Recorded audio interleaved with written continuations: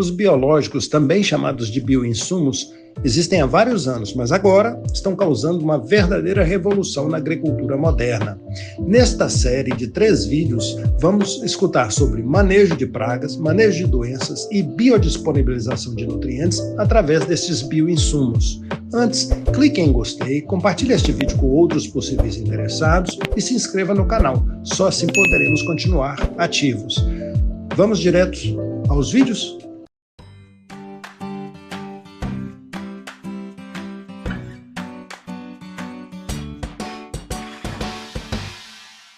Eu disse que iria abordar esse tema em quatro partes, né? E a gente ia buscar uma ênfase mais aplicada aqui e falando do que tem disponível hoje e as perspectivas, né? Então, eu estava dizendo que a humanidade tem uma longa história aí, né? Muito antes aí da agricultura, nosso planeta já tinha aí as plantas, os organismos, né, interagindo, os antagonistas aí das plantas, etc., né?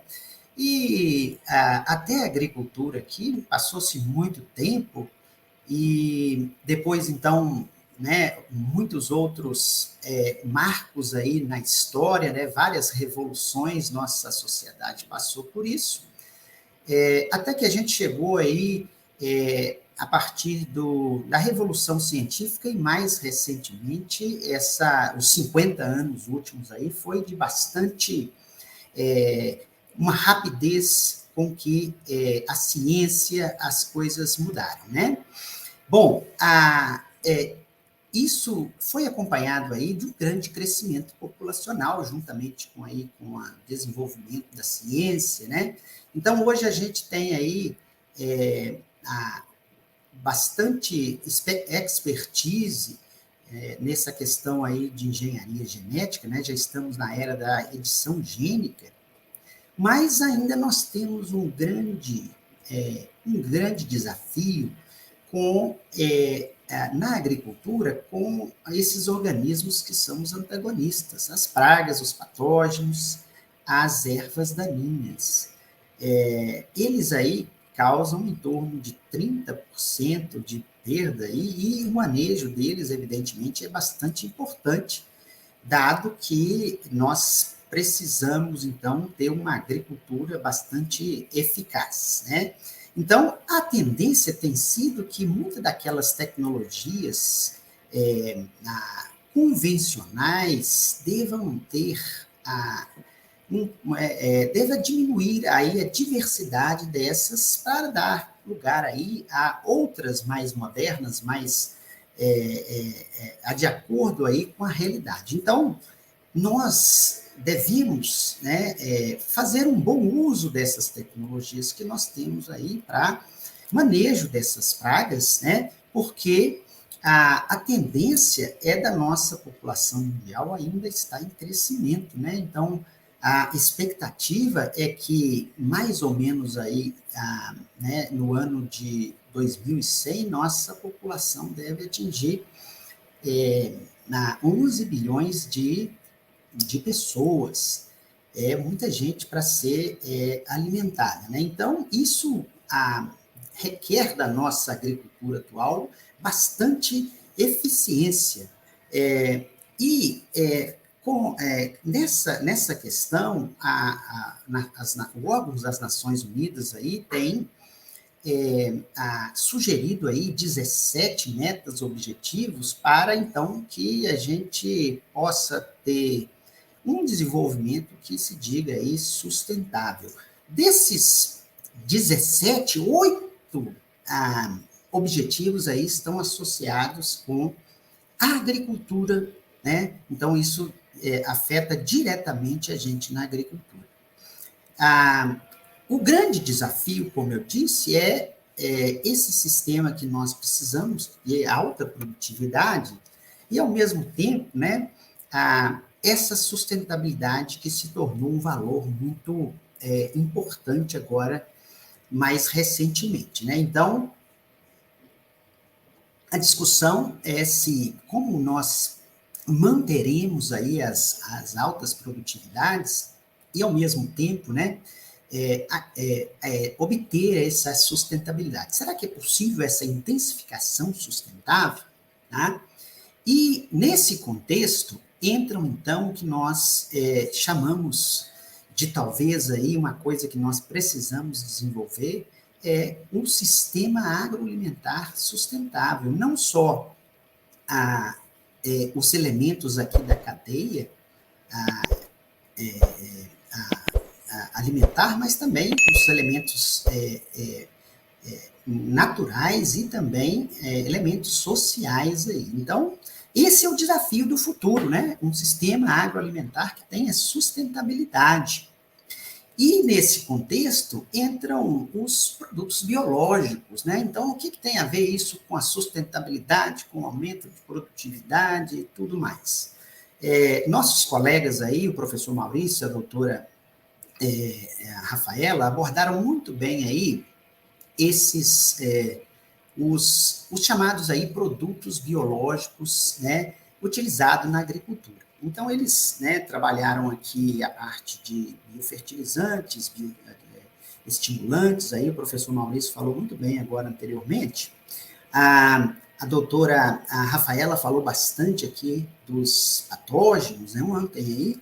Então, nós estamos, então, quando a gente fala de biológicos no manejo de pragas, nós estamos pensando em bioagentes, né? O que são esses bioagentes aí? Seriam bioinseticidas, biofungicidas, etc., né?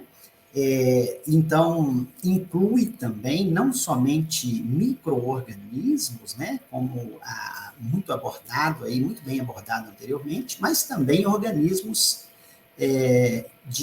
macro, né, entre aspas, macro-organismos. Não somente também organismos, mas também semioquímicos, né, às vezes extratos vegetais, todos eles estão incluídos aí nessa lista dos bioagentes e faz parte desse conjunto de produtos biológicos aí atualmente disponível para nos ajudar aí no manejo de pragas. Então, eu vou focar nesse bloco aqui, e nós vamos, então, falar um pouquinho aqui do uso desses organismos ou desses elementos aqui que compõem aí o que nós chamamos aí dos bioagentes, dos bioinsumos, etc. Aí. Bom, ontem a professora falou muito bem, a doutora falou que isso tem aumentado, e é verdade, tanto para geral quanto para fitopatógeno. Essa é uma tendência que a gente tem observado e, de fato, né, hoje nós temos 2022 aí, cerca de 484 produtos, né, disponíveis aí nesses produtos biológicos relacionados à agricultura. Alguns deles, né, são para controle de pragas, né, mas também tem aqueles mais associados aí às outras partes ali dos bioinsumos. Bom, então, esse mercado bastante efervescente, né? Atualmente, hoje, nós temos aí mais de 400 produtos hoje disponível aí, que pode ser utilizado pelo agricultor, pelo manejador de pragas e outros também, né? Bom, também já foi mostrado, e não quero gastar mais tempo, né? Qual cultura, né? Geralmente das grandes culturas aí, soja, né? Contém aí, onde se usa a maior parte dos microbiológicos, dos biológicos, seguido aí da cana-de-açúcar e depois o algodão, tá? Isso tende, talvez, permanecer por causa da grande área de soja plantada e também da valorização aí dessa commodity no mercado exterior. Quando a gente fala de insetos, a gente tem que lembrar que tem muitos insetos, muitos deles são fitófagos, mas existem também aqueles que não são fitófagos e são, às vezes, carnívoros. Então, existe uma grande diversidade de insetos aí, juntamente com as plantas, E desses insetos, então, que grande parte deles são fitófagos, muitos deles estão em 3 grupos aqui que eu destacaria, né? O grupo dos besouros, o grupo das mariposas e das borboletas, aqui chamado de Lepidoptera, que tem muitas espécies, né, que a gente vê aqui, e aqui a quantidade de espécies que são fitófagas, e aí seguido desse grupo aí que nós chamamos dos hemíptera. Então, é nesses 3 grupos aqui que estão os maiores problemas com pragas na agricultura, tá ok? Então, no grupo dos besouros, no grupo das lagartas, né, dos Lepidoptera, e também no grupo dos percevejos, das moscas brancas, dos pulgões, né, que nós chamamos aí dos insetos sugadores. Esses 3 grupos, isso aí são os principais, embora existam outros importantes também, que têm aumentado a importância aí nessa agricultura intensiva. Bom, o que controla esses fitófagos, né? Então, o clima é muito importante, talvez preponderante, mas também tem a questão da planta hospedeira, que pode ter resistência induzida, etc., resistência natural. Então, evidentemente, o componente dos inimigos naturais, que não somente insetos, macro-organismos, mas também micro-organismos aqui. Então, isso aqui naturalmente, né? Quando a gente fala de agricultura, nós temos também a ação humana, que usa todo aquele arcabouço de conhecimento que foi desenvolvido, que eu mostrei lá naquele slide inicial, né? Que muito conhecimento ali nos últimos 50 anos, e uso de tecnologias modernas. Então, acho que o que mudou aí muito recentemente é isso aí. O controle biológico já é conhecido há mais tempo, mas novas formas de utilização permitiram, então, uma elevação aí de patamar, né? Bom, quando vamos manejar pragas, precisamos, então, fazer a pergunta, qual o jeito melhor de a gente fazer isso mais racionalmente? O pessoal considera que é dentro desse paradigma chamado manejo integrado de pragas, que é um sistema com três componentes básicos aí, a diagnose, a tomada de decisão e os métodos de controle, e dentre esses aqui, vários métodos estão disponíveis aí para controle de insetos e ácaros aí, né? E aí eu destacaria, evidentemente, o primeiro, controle biológico, mas existe também outros, tá? Que atualmente têm usado aí produtos, né? Bioinsumos também, que acaba sendo classificado na legislação atual aí como bioinsumos, tá? Então, no controle biológico, o que são aí os agentes desse controle biológico?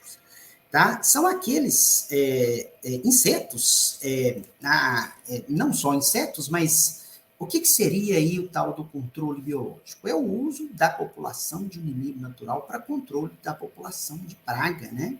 E quem então seria esse inimigo natural? É qualquer agente biológico aí antagonista na relação ecofisiológica. Então, nós temos, por exemplo, predadores, insetos predadores, não só insetos, mas principalmente insetos, parasitoides, e nós temos patógenos, que são também os 3 principais grupos aqui dos inimigos naturais, antagonistas aí a qualquer organismo que a gente chame de praga. Até mesmo os patógenos poderiam ser incluídos aqui, né, ou as plantas, tá? Mas isso aqui eu estou pensando mais numa questão aí dos insetos. Tá? E também nós temos a possibilidade aí de outros grupos, mas esses 3 aqui são os principais, né? E quem são predadores, né? São uma diversidade de insetos aí, desde aranhas, desde ácaros, né? É importante destacar que esses organismos acontecem de forma natural, nós temos que lembrar disso. Então, uma série de besouros, formigas, vespas, bicho lixeiro, a tesourinha, tá? Algumas moscas, e nós temos, além desses, também temos, os predadores também não são só mastigadores, né? Tem os sugadores, tem insetos aí, percevejos, né, de tamanho pequeno, que podem ser predadores de pulgões, de ninfas, de mosca branca, tá? Então, os predadores não somente são mastigadores, né, mas também sugadores, tá? E aí nós temos também parasitoides, moscas e também vespinhas aí, que são dos grupos dos parasitoides, tá? O que é um parasitoide? É esse parasita, né, um falso parasita, na fase adulta, é uma vespinha ou uma mosca que, então, a parasita, né, vai ovipositar dentro do hospedeiro, pode ser um pulgão, como mostrado aqui, e a larva desse adulto vai ser, então, um parasita que vai alimentar aí até a fase adulta. Aqui mostrado o parasitoide muito usado, né, no controle da broca da cana-de-açúcar, né? A vespinha, então, coloca ovos, e desses ovos aí, então, as larvas consomem o hospedeiro, que seria a praga, e depois há essa pupação, e então, novamente, o inseto adulto. Então, por isso ele é parasitoide, porque na fase adulta ele é de vida livre, e na fase de larva ele é parasita, tá? Esse aqui que vai realizar o controle biológico, né? Bom, nós temos também patógenos de insetos, nematóides, micro-organismos, né? Dentre eles aí os fungos, as bactérias, os vírus. E a gente tem que lembrar que nós estamos, então, lidando com micro-organismos na casa aqui dos micrômetros ou até nanômetros, né? Então, o que a gente consegue ver de patógenos, talvez nós conseguiríamos ver micélios de fungos, né? Ou, às vezes, alguns nematóides, mas todos esses patógenos aí, de modo geral, a gente tem que lembrar que são micro-organismos que estão numa escala aí que isso se tornou possível somente aí depois do microscópio e tudo mais aí, da microbiologia, mais recentemente aí em relação ao controle biológico aí com predadores e parasitoides. Bom, nós temos os nematóides, que são parasitas, né, ou que são patogênicos de insetos. Nós temos duas famílias, e como que funciona esses nematóides entomopatogênicos? Eles, na fase juvenil, depois já atacar o hospedeiro, eles então vão procurar um outro hospedeiro, né, um outro inseto aí no solo, né, e eles têm o que nós chamamos de bactérias aí, simbiontes, que causam rapidamente a morte do inseto.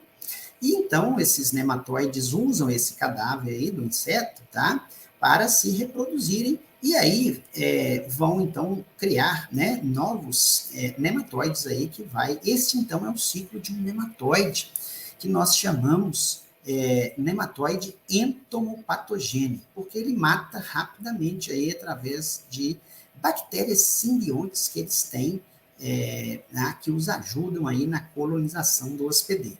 Então, esses nematóides são bons para controle de insetos, de pragas aí no solo. No Brasil, será que já tem, então, esses controladores biológicos? Né? Existe, sim. Onde a gente pode saber dessa questão, né? A doutora Rafaela falou ontem do outro aplicativo, e uma outra possibilidade é a gente consultar aí o nosso Agrofit, que é o sistema de produtos fitossanitários, tá? Que também tem os produtos de controle biológico, todos eles que estão aí, digamos, registrados, né, disponível comercialmente. Então, existe os agentes de controle biológico, né? Aqui estão os predadores, os parasitoides, aqueles macro-organismos, tá? E a gente tem também os microbiológicos. Temos também feromônio, olha que interessante, né? Tem umas outras coisas aí também, tá? Mas então, se eu quiser saber quais os agentes de controle biológico, eu seleciono essa marca e então peço para fazer a busca. No caso aqui, eu estava procurando os nematóides entomopatogênicos, e existe, tá? Até surpresa, né? Mais recente, já existe, então, nematóides aí usados entomopatogênicos para pragas de solo. 2 produtos estão disponíveis, tá? Então, nematóides entomopatogênicos, nós temos duas possibilidades. Vamos, então, passar para o fungo entomopatogênico. É um pouquinho diferente, né? O nematóide fica no solo, só vai ser útil aí para pragas de solo. Esse cartoon aqui mostra como é um ciclo aí de um fungo entomopatogênico, né? O fungo, então, na sua fase de dispersão aí de conidiosporos ou de esporos, eles vão, então, penetrar no inseto pela cutícula, pela parede do corpo do hospedeiro, né? Aqui mostrando uma lagarta aí que foi infectada, e aí a gente observa, é possível a gente observar esses micélios do fungo quando ele já colonizou o hospedeiro, causou a doença, se reproduziu, e então é liberado novos esporos ou estruturas aí de dispersão do fungo entomopatogênico. O que é importante aqui que eu estou chamando a atenção? Ele infecta o hospedeiro pela parte externa, tá? Pela cutícula. É diferente, por exemplo, das bactérias, que são muito usadas aí, dentre elas a bactéria Bacillus thuringiensis, né? Que produz esporos aí que tem fatores de virulência aí, chamados proteínas inseticidas, que, ao ser ingerida pela lagarta, pela larva, né, pelo inseto lá, vão causar aí na parede do intestino aí um rompimento, né, por causa da ligação à parede e rompimento desse tecido. Então, o inseto morre devido a uma septicemia generalizada devido à invasão aí de micro-organismos do trato digestivo dele. Então, importante, tem que ser ingerido, né? Diferente do fungo, que é pela parte externa do corpo, pela parede do corpo. Essas toxinas são muito usadas em plantas transgênicas aí, porque elas têm umas vantagens aí, são muito específicas, né? Então, tanto na bactéria, né, no bioinseticida ou no agente de controle biológico, né, a bactéria que fica na interface aí, então ela pode ser considerada, né, um biológico, mas também, às vezes, né, um bioinseticida também. Produz, então, aí as proteínas que vão causar o mesmo efeito, né? Bom, falta agora o vírus. Os vírus, como que os vírus infectam os insetos? Os vírus, eles, assim como as bactérias, precisam ser ingeridos. Isso aqui é o corpo de uma lagarta, né? E aqui tem o intestino, o tubo digestivo. Então, quando ela ingere partículas dos vírus, esses vírus, então, penetram aí, atravessam a parede, né? Entram nas células aí da parede do corpo, né? Do tubo digestivo, e vão colonizar as células, né? E os vírus são parasitas intracelulares. Então, eles vão usar a maquinaria do inseto para fazer novos vírus, né? Crescer novos vírus até um ponto em que o inseto, então, praticamente se liquefaz da quantidade enorme que tem dos vírus que foram produzidos aí para o crescimento deles, né? Então, os insetos que são atacados pelos vírus, eles tendem a quase se liquefazerem aqui, né? Bom, então, antes de a gente... Agora eu queria dar alguns exemplos, né? Nós temos predadores, por exemplo, né, usados em controle biológico no Brasil. Tem essa joaninha que é usada aí para controle de cochonilhas, tá?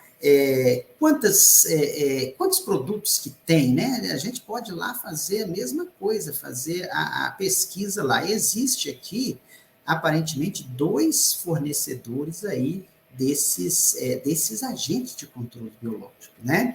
Existe também ácaros predadores, muitos produtos diferentes, né? Também percevejos, como eu mostrei aqueles lá no início também. Então, existem predadores aí que pode ser usado no controle, né, nesses biológicos aí.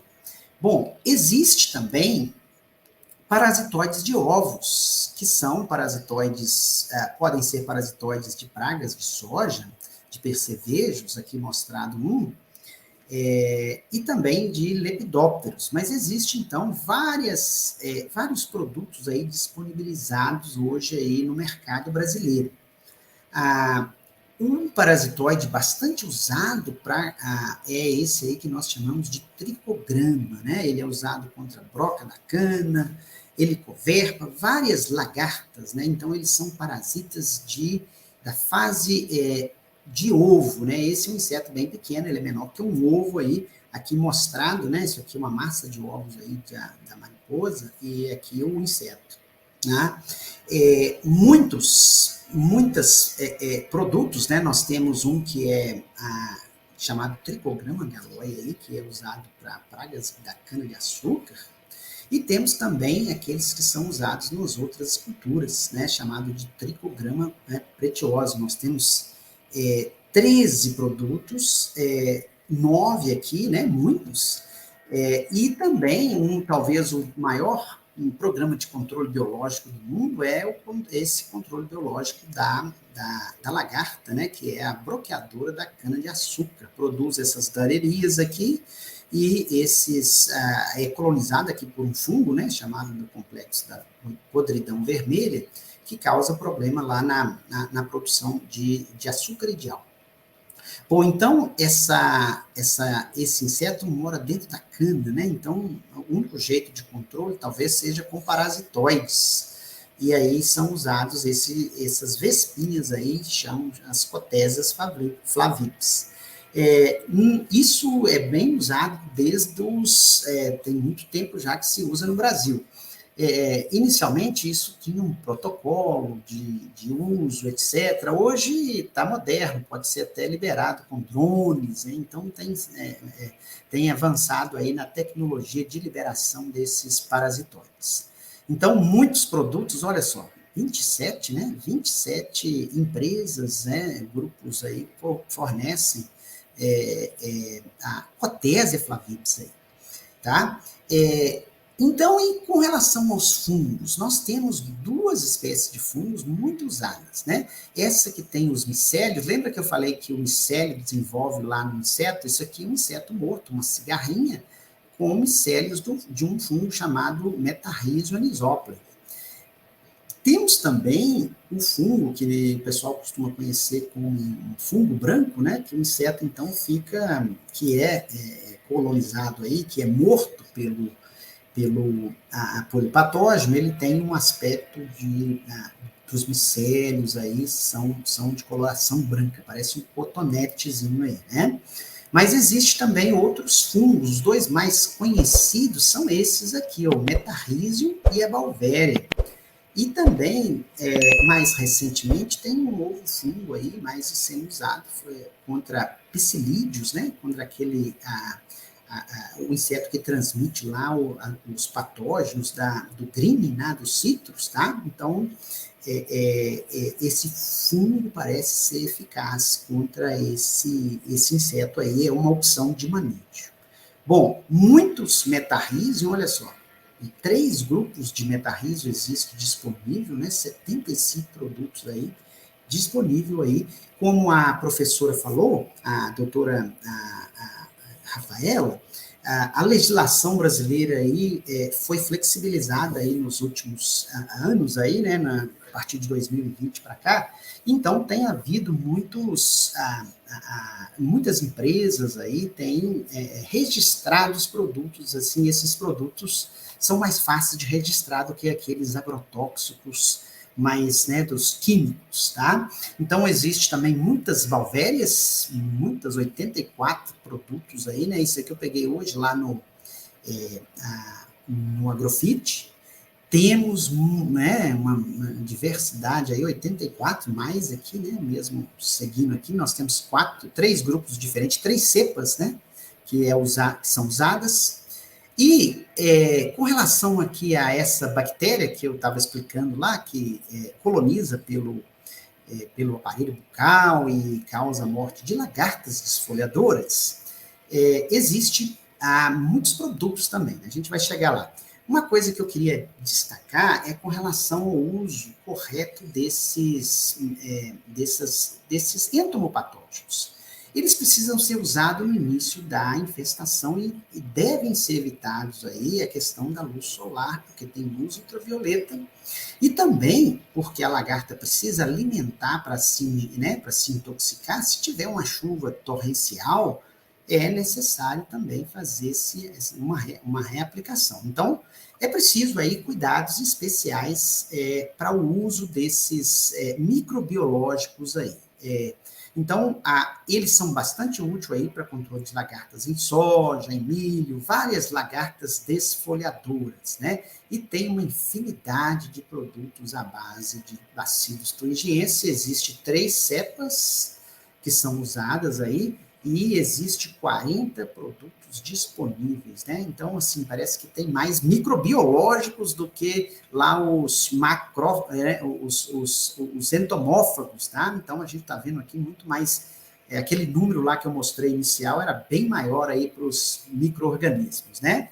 Bom, muitos outros bacilos thuringienses também, né, dando seguimento aqui outras cepas, né, várias empresas aí produzem, né, vários fornecedores.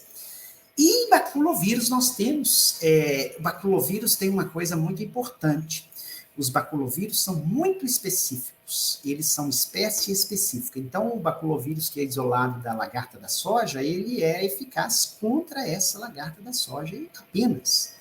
Ok? Se for outra lagarta, tem que ser outro tipo de baculovírus, tá? Assim para qualquer tipo de lagarta aí. Então, na lagarta do cartucho, do milho, tem o vírus aí que é eficaz, né? Então, tem essa especificidade. Qual que é o cuidado que precisa ter? Os mesmos da bactéria lá. Então, micro-organismos parecem ser muito sensíveis à luz solar. É uma coisa muito importante aí no uso correto desses produtos aí. Deve-se evitar horários de luz, né? Então, aplicar, se possível, no fim da tarde, etc. aí. E aquela questão também que tem que lembrar que eles, a gente pulveriza, né, isso aqui via uma aplicação normal, e os vírus, as bactérias são distribuídas na superfície das plantas, então as lagartas vão se intoxicar alimentando delas.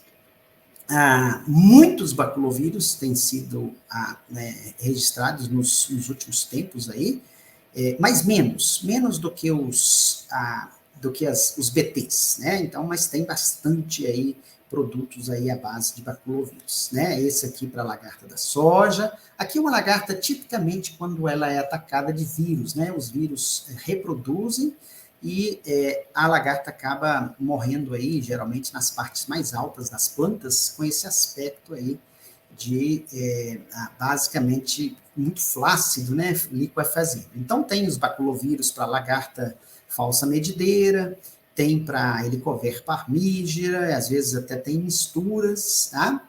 E para Spodoptera frugiperda, mais recentemente aí, registrado aí talvez nos últimos 3 anos ou 2 anos, tá? Então, olha a quantidade de produtos microbiológicos que existem, né, registrado no Ministério da Agricultura. Os insetos, então, usam muitos sinais químicos para se comunicar. E aí, esses biológicos para manipulação comportamental, nós chamamos de semioquímicos, né? Então, os insetos usam uma rede de sinais aí entre insetos fitófagos e predadores, plantas, né? Eles, então, detectam aí uma rede enorme de sinais químicos, né? Uma teia bem complexa. Bom, existe, então, o que nós chamamos de semioquímicos, né, que são essas substâncias envolvidas na comunicação, e aí nós temos 2 grupos, os aleloquímicos e os feromônios. Os que a gente tem mais uso atualmente são os feromônios, são aqueles, são os semioquímicos de ação intraespecífica, né, comunicação do macho com a fêmea, no caso do feromônio sexual, feromônio de agregação, no caso de besouros usam muito o feromônio de agregação, por exemplo, o bicudo do agodoeiro, né, usado feromônio para monitorar, então é um feromônio de agregação. Então, esses semioquímicos são classificados com base nessa ecologia comportamental e nos interessam aqui principalmente os feromônios. Bom, como nós usamos isso para manipulação comportamental, né? Os principais semioquímicos são os feromônios, como eu falei, mas existem, por exemplo, atraentes para moscas das frutas, armadilhas coloridas também podem, né, tá dessa parte aí, considera-se, e tem essa técnica, né, chamada aí de push-pull, que seria o atrai e mata, e também o pessoal pensa em talvez usar esses sinais químicos aí para aumentar o controle biológico, talvez. É muito questionável se isso vai ter, se isso pode ser usado. E, para vocês não esquecerem aí, são muito usados os repelentes aí de uso dermal. Então, eles têm um grande mercado aí nesse mercado de domínios sanitários repelentes, né? Então, os feromônios são mais usados na agricultura, de modo geral. Aqui, só para ilustrar aquele detalhe, né? Então, pode ser feito plantio aí de uma espécie que talvez seja pouco atrativa, né? Então, por exemplo, se você quer proteger milho, né? Se você plantar aqui uma outra planta, como então tem um efeito aí de afastar. Então, se você tiver aí uma outra cultura também que possa atrair, então talvez esse sistema possa funcionar bem. Você tem algo que atrai e, ao mesmo tempo, uma planta aí que afasta. Isso também tem mercado não só no manejo de insetos na agricultura, mas também na agropecuária aí também, tá? E aí, nós usamos ele para manejo de pragas como, né? Basicamente, tomada de decisão, para detecção ou amostragem, né? Detecção, monitoramento, e também podemos usar para controle de pragas, né? Então, esse método aqui talvez seja o mais viável, o método de confundimento, que eu vou explicar agora um pouquinho, tá? O que seria, então, esse confundimento, né? Então, além do confundimento, tem também o atrai e mata, que seria um feromônio, né? E associado aí a um inseticida químico também. Seria o alvo os adultos, tá? Isso também tem sido bastante considerado porque pode ser racional manejar os adultos em vez das larvas. Isso é novo também. E é possível, então, talvez no futuro, até mesmo plantas geneticamente modificadas aí que possam produzir compostos, até mesmo feromônios, algo dessa forma aí, para ser usado aí para manipulação comportamental.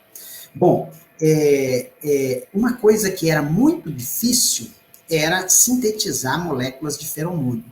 Mas então, uns pesquisadores lá na Universidade da Califórnia, em Berkeley, não foi em Berkeley, não, acho que foi outra, mas é na Califórnia. Eles desenvolveram, então, enzimas aí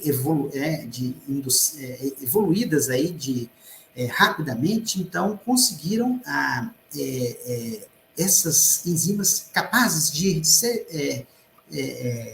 sintetizar feromônio em grande escala, né? Isso, a pesquisadora que desenvolveu isso ganhou o prêmio de 2018 aí de química, né? A Frances Arnold. Então, o grupo lá de estudantes, esse aqui é um brasileiro que e participou lá da pesquisa, acabou tendo a ideia de montar uma startup aí para explorar esse uso de feromônios sexuais aí, né? No caso, como funciona? Seria o macho, a fêmea, produz o sinal, então, que o macho usa como pista, né? Para encontrá-la na época do acasalamento. Isso é muito comum aí nas mariposas, né? Então, esses biológicos aí são vistos como talvez um uso mais sustentável dessas tecnologias de manejo de pragas aí.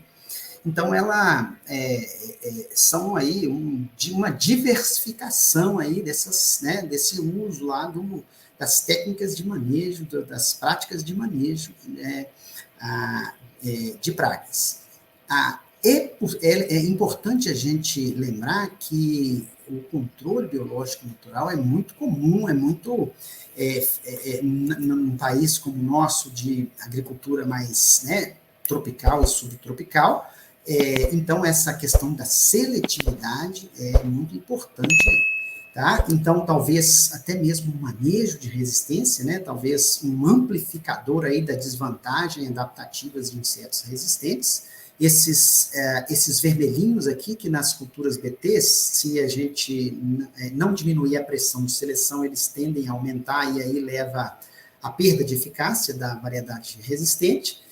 Talvez eles tenham um custo adaptativo aí que pode ser amplificado com o uso de microbiológicos, feromônios sexuais, tá? Então, até mesmo aqui, evitar esse acasalamento entre os resistentes para atrasar essa evolução da resistência. Então, talvez pode ser uma possibilidade aí para manter a eficácia desses outros métodos de controle. Então, gente, todas essas tecnologias, os biológicos, são importantes na agricultura e a ideia é promover um uso mais sustentável dessas técnicas de manejo de pragas. Esses biológicos, gente, são antigas tecnologias. Por exemplo, o BT existe desde 1911, que ele foi descoberto como um patógeno, né? Em 1930 já existiam formulações, mas hoje passou a ser mais valorizado aí essas questões aí, né? O controle biológico com micro-organismos, com predadores também. Então, qual que é a grande vantagem? É um controle seletivo, tá? Aquilo que a gente estava falando da sustentabilidade, né? Então, isso está mais... os biológicos aí são vistos como mais seletivos aí, tanto do ponto de vista do ambiente, também da qualidade do alimento, né? Evidentemente, tem as limitações, tá? Tem que ser usado em programas de manejo integrado. E aqui é um pouco complicado, porque não é somente misturar eles com outros, né? É preciso saber como é que usa. Então, uma das premissas do manejo integrado é que tem que ter eficiência, né? Para que você combine isso com outro. Então, essa facilitação hoje de registro de produtos, aqueles produtos nem precisa de receita agronômica para serem serem vendidos. Então, o agricultor aí tem que ficar bastante atento com relação a essa eficiência aí, porque às vezes o marketing pode ser muito né, voraz aí, e às vezes é preciso considerar as questões técnicas aí. Então, gente, é para ver como um todo, como parte de um todo aí na agricultura, não vai salvar a agricultura, ok? Não existe bala de prata, então é mais uma ferramenta que precisa ser usada. E aí tem questões, por exemplo, a produção em fazenda, né, um farm, tem essas questões todas, né, os microbiológicos, etc. Então, tem novas questões aí, tem novos players, novas formas por isso esse mercado está muito efervescente aí, tá? Bom, a ideia, então, é que a nossa agricultura seja mais sustentável, então, aqui, tá? Então, nosso papel aqui, os suppliers, né, a turma aí das empresas aí, que, né, bastante novos produtos, isso é importante, produtos mais modernos, tá? E é isso que nós queremos, né? Nós queremos ter comida, né, para todo mundo aí, para muito tempo aí, né? Um sistema aí que possa ser mais sustentável e resiliente aí. Qual a sua opinião sobre o assunto deste vídeo? A sua opinião é muito importante para nós. Não se esqueça de deixar o like, pois isso nos ajuda muito no nosso trabalho e mostra para o YouTube que você gostou. Assim o YouTube vai estar te notificando de novos vídeos. Outra maneira de você não perder novos vídeos é clicando no botão inscreva-se e também no sininho ativando todas as notificações. Eu lhe convido a nos acompanhar nas nossas redes sociais que estão aparecendo aí na tela. Aproveite e deixe também a sua sugestão de novos vídeos. Escolha agora um desses vídeos do canal Agricultura A a Z que estão aparecendo aí na sua tela. Muito obrigado por assistir até aqui e não se esqueça, vídeos novos todas terças e quintas às 18 horas e domingo às 12 horas.